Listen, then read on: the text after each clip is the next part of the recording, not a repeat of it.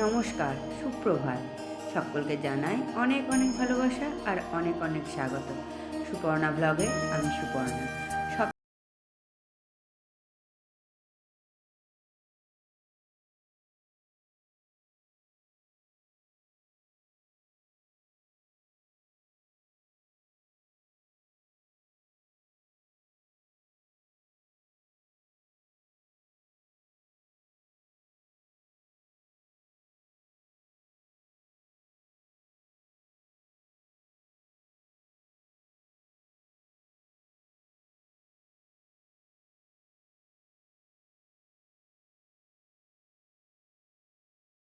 আর দেবো না ভিডিও, কিন্তু আমার ছেলেরা আমাকে বলছে, মা তুমি ভিডিও দাও, তুমি যেমন করে পারো, তোমার যেমন ইচ্ছা তুমি ভিডিও দাও। তুমি রান্না করো এত সুন্দর সুন্দর, তুমি রান্নাগুলো দেখাও, তুমি তোমার কাজকর্ম দেখাও, তুমি ভিডিও দাও মা, তুমি ভিডিও দাও, বন্ধ করবা না। কেন বন্ধ করবা? তো সকাল থেকে আজকে শুরু করলাম। সকালে স্যান্ডউইচ বানানো হয়েছিল, এগ স্যালাড স্যান্ডউইচ। স্নান পুজো সেরে রান্নাঘরে এসে সকালের টিফিন করে তারপরে চলে এসেছি দুপুরে রান্না করতে। আজকে শুধু হবে মাংস আর ভাত, আর কিচ্ছু না। তবে আমার কাজের দিদি আসছে না, তো ভীষণ চাপ হয়ে গেছে, খুব কষ্ট হয়ে গেছে, মানে পেরে উঠছি না আর। তো কি করব, নিজের সংসারের কাজকর্ম, নিজের কাজ, নিজের ঘর দোয়ার, নিজের সংসার, নিজের সন্তান, নিজেকে তো করতেই হবে, তাই না? তবে আমি মনে করি কাজ করলে কিন্তু শরীর ভালো থাকে। অনেকেই আছে মনে করে কাজ করা মানে দুঃখ কষ্ট যন্ত্রণা, দুঃখ কষ্টের মধ্যে দিয়ে দিন যাচ্ছে, কিন্তু আমার তা মনে হয় না। আমার মনে হয় বসে থাকলেই আমার সময় কাটে না।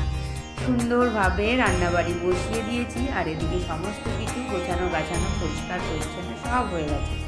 আজকে আবার আমি আর তুতান যাবো একটু নেমন্তন্ন খেতে।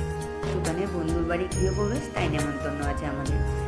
বাবান জিমে যাবে, বেরোতে বেরোতে আমাদের প্রায় 3:30 হয়েই যাবে, কেননা স্কুল আছে।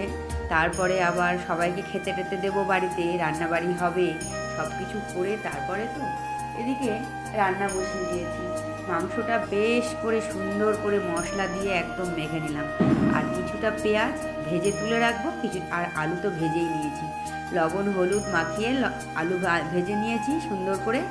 আর এদিকে কিছুটা পেঁয়াজ ভেজে নিয়েছি, ভেজে আলাদা করে তুলে রেখেছি। আজকে না প্রেশারেই করব এখন। তবে সত্যি কথা, আজকে বলে না, কিছুদিন ধরেই এখন প্রেশারেই মাংস করি, ঝটপট হয়ে যায়। আগে কড়াইয়ে করতাম, অনেকটা সময় লাগে, অত সময় কিন্তু এখন আর নেই। এত ব্যস্ততা যে অতটা 2 ঘন্টা ধরে মাংস রান্না করব সেটুকু আর সময় নেই। প্রথমে সে তেলের মধ্যে তেজপাতা, গোটা গরম মশলা, সম্বরা দিয়ে মাংসটা মেখে রাখা মাংসটাকে এখন দিয়ে দিচ্ছি। সুন্দরভাবে মাংসটা দিয়ে ধীরে ধীরে কষিয়ে নেব। আর ভাজা পেঁয়াজ আর আলুটা পরে দেবো, আগে মাংসটা কষানো হয়ে যাবে তারপরে। রসুনগুলো পেঁয়াজের সাথে একটু ভেজে নিয়েছিলাম, বেশি টেস্ট হয় তাহলে। পেঁয়াজ যখন ভাজবে তখন রসুনগুলো একটু, গোটা রসুনগুলো একটু তেলে সাঁতলে নেবে, তাড়াতাড়ি সেদ্ধও হবে।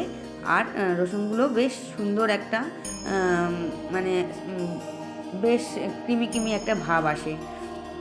এদিকে ভাত বসিয়ে দিয়েছি, ভাত হতে বেশিক্ষণ সময় লাগবে না, তুলাই পাঞ্জা চালের ভাত বসিয়েছি। আর এদিকে আমার মাংসটা কষানো হয়েই এসছে, দেখো মাংসের থেকে তেলও ছেড়ে দিয়েছে এই মশলার থেকে। তো এখন হচ্ছে ভাজা আলু আর পেঁয়াজটা দিয়ে ভালো করে নাড়িয়ে চাড়িয়ে গরম জল করে রেখেছি। গরম জলটা আলাদা করে করতে হয়নি, এই যে মশলা মাখার বাটিটাতেই জল দিয়ে ভালো করে বাটিটা চাচিমুচি করে একদম পরিষ্কার করে মশলাগুলোকে ফেলে দেবো, তাই জল ওর মধ্যেই জল দিয়ে বেশ সুন্দর করে প্রেশারের উপর বসিয়ে বসিয়ে মাংসটাকে কষালাম। জলটাও সেদ্ধ হয়ে গেছে আর মাংসটাও আমার হয়ে গেছে, তাই না? কত সাশ্রয় বলো, আর গ্যাস জ্বালাতে হলো না, মাংসের ওপর দিয়ে যে বসিয়ে বসিয়ে হয়ে গেল। এভাবে বুদ্ধি করে কাজ করলে কিছু না কিছু সাশ্রয় হয় কিন্তু, তাই না? তবে এই যে দিয়ে দিচ্ছি এখন ভাজা আলু আর ভাজা পেঁয়াজ। এদিকে মাংসের সাথে তো কাঁচা পেঁয়াজ দিয়েছিলাম, সেটা কষানো হয়ে গেছে, একদম গলে গেছে মশলা। তো এই দেখো আলু পেঁয়াজ সব কিছু এখন ভালো করে নাড়িয়ে নেব। আসলে এক হাতে ফোন আছে, এক হাতে নাড়াচ্ছি তো হচ্ছে না, দাঁড়াও ফোনটা রাখি, ফোনটা রেখে ভালো করে নাড়িয়ে চাড়িয়ে এই দেখো একদম সুন্দরভাবে হয়ে গেছে। এখন দিয়ে দিচ্ছি গরম জলটা, গরম জলটা দিয়ে দিলেই হয়ে যাবে। আর 2 থেকে 3টে সিটি মেরে দেবো। তবে রান্নাটা সবসময় কাউকে অনুকরণ করে করা যায় না বা দেখে সবসময় হয় না, নিজের মনের মতো করে করলেও একটা রেসিপি তৈরি হয়। মাংস রান্নাটা একদম আমি এটা আমার মতো করেই করি। কোনো দিন আমি হয়তো মাংসটাকে আগে প্রেশারে সিটি দিয়ে দিই 2 বা 3টে, তারপরে মশলা দিয়ে কষাই। আবার কোনো দিন হয়তো মশলাটাকে আগে সুন্দর করে কষিয়ে নিয়ে তারপরে মাংসটা রান্না করি। আবার কোনো দিন মশলা দিয়ে মাংস ভালো করে মেখে মাংস কষাই। এই দেখো, ওদিকে বাবানকে বাড়িতে খেতে দিয়ে দিয়েছি, ওর বাবা এখনও খায়নি, ওর বাবা স্নান হয়নি, বেলা বাজে অনেক। ওর বাবা দোকান থেকে আসতে অনেকটা দেরি করলো, ওই জন্য আর ওকে খেতে দিতে পারিনি। আমরা বেরিয়ে পড়েছি। আমরা তুতান নেমন্তন্ন খেয়ে তুতান আবার পড়তে যাবে, 2টো পড়া আছে, তারপরে আমরা বাড়ি ফিরবো। তো চলো, আজকে সকাল থেকে বিকেল পর্যন্ত অনেক অনেক অনেক গল্প করলাম, আর এখন বসে পড়েছি জীবনের কিছু কাহিনী বলতে। কাহিনী মানে সেই ছোটোবেলাটাকে মনে পড়ে গেল। তবে শোনো একটু তোমরা, ছোটোবেলায় কি করতাম, কোথায় যেতাম, কিভাবে কি করতাম, খুব মনে পড়ছিল আজকে সেই আমার ছোটোবেলাটাকে। তো তাই আর কি, এই ছোটোবেলার কিছু গল্প তোমাদের সাথে এই ভিডিওর শেষে একটু জুড়ে দিলাম। চলো, টাটা অ্যান্ড বাই বাই। দেখা হবে আবার নতুন একটা ভিডিওর সাথে। তবে সত্যি তোমাদের কাছ থেকে ভালোবাসা খুব প্রাপ্য। তোমরা একটু ভালোবাসা দাও। অনেকটা অনেকটা এগিয়েছি, অনেকটা মানে সাহস হচ্ছে ভিডিও দেওয়ার মতো, অনেকটা ভালোবাসি এখন ভিডিও দিতে। আর তোমরা যদি আমাকে আরও একটু ভালোবাসো, তোমাদের থেকে যদি আরও ভালোবাসা পাই, তাহলে হয়তো আর একটু আগাতে পারবো।